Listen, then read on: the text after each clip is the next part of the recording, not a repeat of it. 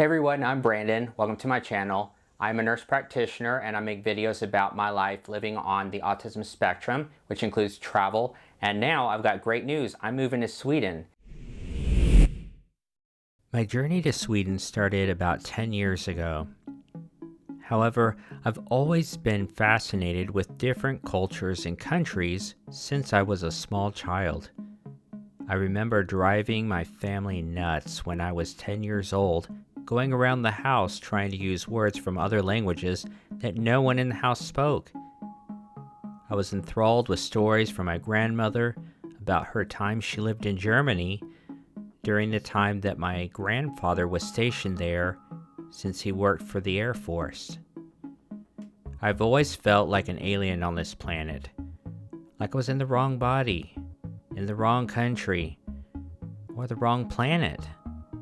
Maybe that's why I was so fascinated with other cultures. Maybe I was looking for something, somewhere I belong. I had no idea I was an Aspie until I was 37. No doubt, being on the spectrum was a big factor in why I felt the way I did. I remember buying this very National Geographic book on Australia as a teenager of 14 years of age and thought, that's where I want to live. I'm going to marry me an Australian girl, move to the outback, have me a ranch. Time passed, priorities and aspirations changed. When I was 20-ish, I left the United States for the first time ever, not to your typical Mexico, Canada, or the Caribbean like the typical American. No, I had to go somewhere really crazy. I went to Vietnam. Went with a good friend of mine for his cousin's wedding over there. It was an amazing experience. But I would not go on any more big trips like that for several years, mostly because of the money reasons. By the time I was 27, I had started working as a nurse and wanted to go to Germany as a reward for finishing my nursing degree. That would not happen for several more years. However, I met another nurse named Daniel. One day he told me he was going to visit London to see if he could be a travel nurse there. He wanted to see what the prospects were like. He found a travel nurse company that would walk you through the process of getting a license to practice in the UK, and then helping you settle in. We went to visit London, and I wasn't really planning on moving there at first. I was there more just for recreation. But I fell in love with the United Kingdom, and I decided that I too wanted to do the same thing and be a travel nurse in London. This began a long process of taking exams that the United Kingdom required overseas nurses to take, getting my colleges to convert my transcripts to British credit scores, providing FBI criminal checks on myself, getting fingerprinted, and much, much more. I spent 4 years and a few $1,000s on this process. I was beginning to get frustrated. Life was passing me by, and I had put so much on hold because I thought I would be moving out of the country. I mean, everything was on hold, even dating, because I did not want to get in a relationship only to leave. I was also hyper-focused on achieving this goal, and I did not want anything to get in the way. It was a never-ending process of filling out forms that expired while waiting on other forms to be approved. Processes in the UK kept changing in this 4 years, which was very expensive and very frustrating. The biggest issue was that even though I had submitted almost all the right documentation and passed all the necessary exams, I had originally obtained my nursing degree as an associate degree nurse at a community college, and then I later went on to a university to get my bachelor degree in nursing. The United Kingdom wanted my credits to be converted from traditional American way to the British way. I kept getting resistance at the colleges. They refused to convert my credits. I finally got with someone at a university and was able to convert my bachelor credits, but I needed my community college credits to be converted as well, and I was unsuccessful. I kept hitting brick walls, one after the other. There was no company or process in place to convert my credits. I finally gave up on going to the United Kingdom. This was quite disheartening because I had really put so much interest in so much energy into this process and I'd given up so much. I wasn't sure what to do next. I did do a travel nurse gig in the dead of winter in Alaska and loved it, but for unforeseen circumstances, I had to come back to Texas. In 2014, I finally got to visit Australia. By this time, I was 31. I was looking into working as a nurse there. When I visited, I enjoyed my time there, but I did not really feel like I was being pulled to live there like I thought I would. I then just started traveling all over the world and the United States. I was trying to find my place. I visited 15 states in the United States, of course New Zealand, Australia as I mentioned, and Vietnam. I went to the Middle East to see Lebanon, Canada, lots of countries in Europe. I felt so lost. I also started having some health issues, including skin problems, intestinal issues, depression flare-ups, panic attacks, and then my grandmother, who I was very close to, was dying of cancer. I felt like I could not leave out of the country because I had no idea when my grandmother would pass away.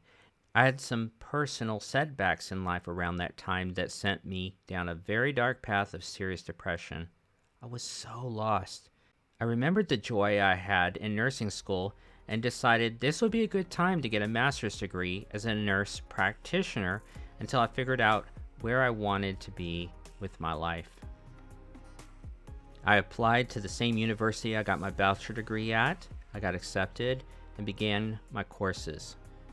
During that time, I also landed a great job as a diabetes educator in the hospital that I was working at as a registered nurse.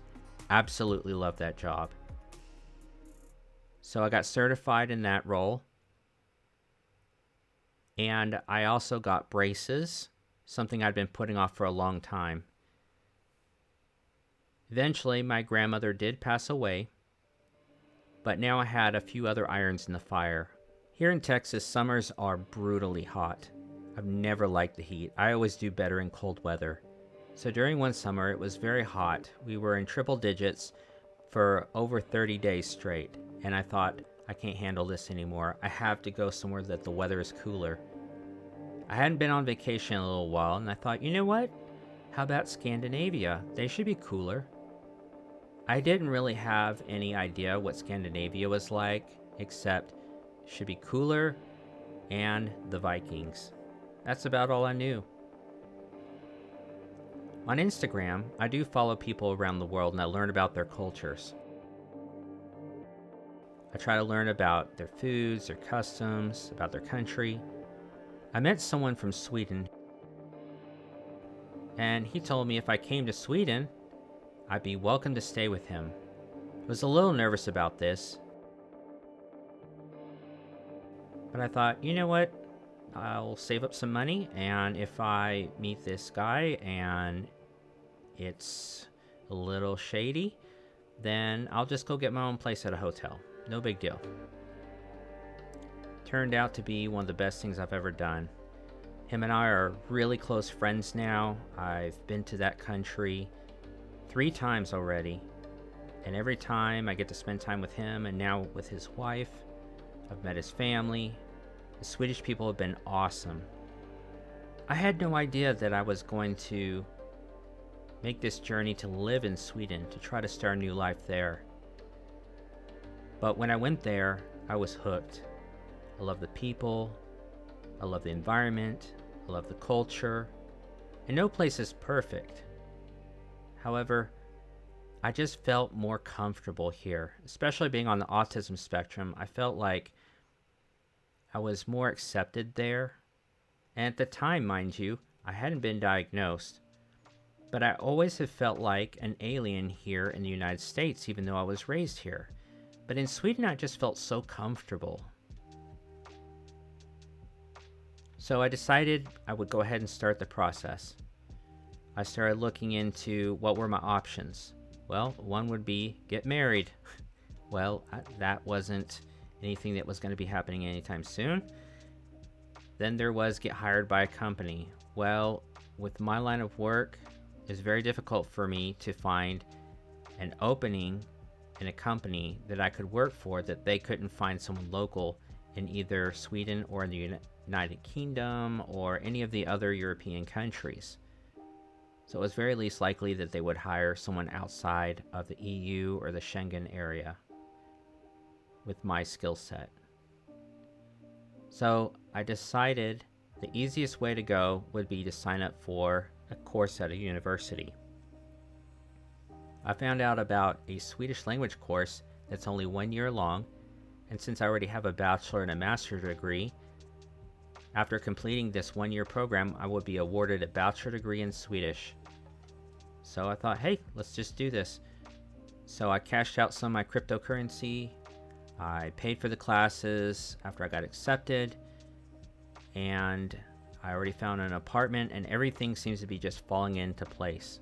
I'm very excited. So I'm leaving in 6 weeks, and I'll keep y'all posted on how things go.